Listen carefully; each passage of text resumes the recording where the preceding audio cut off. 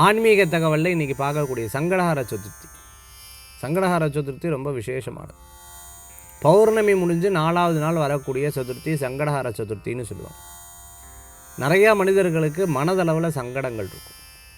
மனசில் போட்டு படுத்தி எடுப்பாங்க. வெளியில் சொல்ல முடியாது சார், எனக்குள்ளே இருக்கக்கூடிய துன்பம், எனக்கு இருக்கக்கூடிய கவலைகள் யாருக்கும் தெரியாது, எனக்கு மட்டுமே தெரியும்.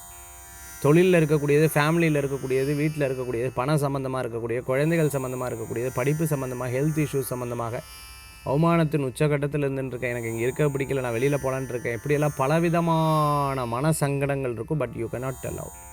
வெளியில் சொல்ல முடியாது, மனசுக்குள்ளேயே வச்சுட்டுருப்பேன்.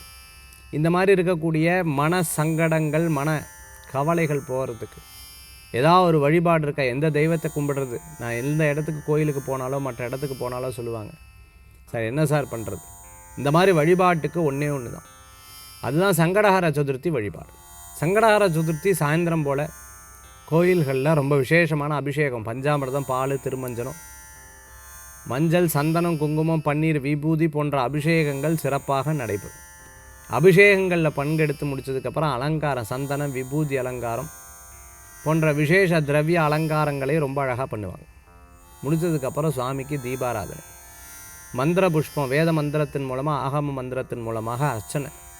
சுமுகஸ்ச ஏகதந்தச்ச கபிலோ கஜகர்ண லம்போதரஸ்ச விகடோ விக்னராஜோ விநாயக தூமகேதோ கணாதக்ஷ பாலச்சந்திர கஜான வக்ரதுண்ட சூர்பகர்ண ஹேரம்ப ஸ்கந்தபூர்வஜன விநாயகப் பெருமானுக்கு அர்ச்சனை பண்ணுவாங்க. அர்ச்சனை பண்ணி முடித்தோடனே தீபாராதனை. ஆராதனை முடிஞ்சதுக்கப்புறம் வேண்டுகோள், நம்ம வரத்தை தரக்கூடிய தெய்வமாக மாறிடுவார். சுவாமிக்கு தேங்காய் மாலை சாத்துறது, அரும்புள்ள அர்ச்சனை பண்ணுறது. அதே போன்று சுவாமிக்கு பார்த்திங்கன்னா இந்த வெள்ளை எருக்களம் மாலை போடுறது, எருக்களம் இலையை வச்சு அர்ச்சனை பண்ணுறது, சுற்றி வர்றது, பிரதட்சணம், தோப்புக்கரணம், நமஸ்காரம், தேங்காய் உடைக்கிறது போன்ற விசேஷ வழிபாடெல்லாம் பண்ணுவோம். இப்படி சங்கடஹர சதுர்த்தி 1.5 மணி நேரம் நடக்கக்கூடிய, இல்லை 2 மணி நேரம் நடக்கக்கூடிய சங்கடஹர சதுர்த்தி வழிபாட்டில் கலந்துட்டு மனசில் பிள்ளையாரை நினச்சி 2 அருகம்புல் எடுத்து வச்சு வழிபட்டாலே மிகப்பெரிய மாற்றங்கள் நடக்கும். வரத்தை தரக்கூடியவர் விநாயகப் பெருமான். விநாயகப் பெருமானை வழிபடுவோருக்கு எவ்விதமான குறைகளும் இருக்காது. அப்பேற்பட்ட அற்புதமான சித்தி தரும் தெய்வம் சித்தி விநாயகப் பெருமான். இன்றைய தினத்தில் சங்கடஹர சதுர்த்தியினுடைய விசேஷங்கள் பற்றி பார்த்தோம். கோயிலுக்கு போக முடியாதவா வீட்டிலே வச்சு வழிபடலாம். வெளிநாடு, ஃப்ரான்ஸு, ஜெர்மனி, யூரோப், லண்டனில் இருந்துட்டோம், யூஎஸில் இருந்துட்டுருக்கோம், இங்கேருந்து 60 கிலோமீட்டர் தான் கோயில் இருக்குது.